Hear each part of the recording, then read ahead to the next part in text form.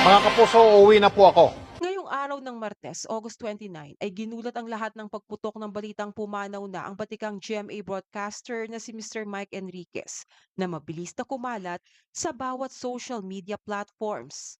Ang lahat ay nag-alala sa di inaasahang biglaang pagpanaw ng batikang mamamahayag, bagaman nauna na itong ilang ulit na ipabalitang may pinagdaraan ng medical condition sa edad nitong 72 years old.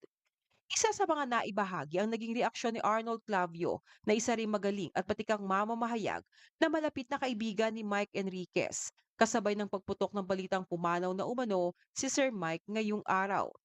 Sa kanyang Instagram account ngayong araw ng Martes, August 29, ay nagbahagi si Arnold Clavio ng black canvas na may kandila sa may gawing ibaba na kadalasang senyales ng pagpanaw ng isang mahal sa buhay.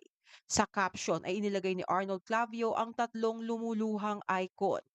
Maging ang mga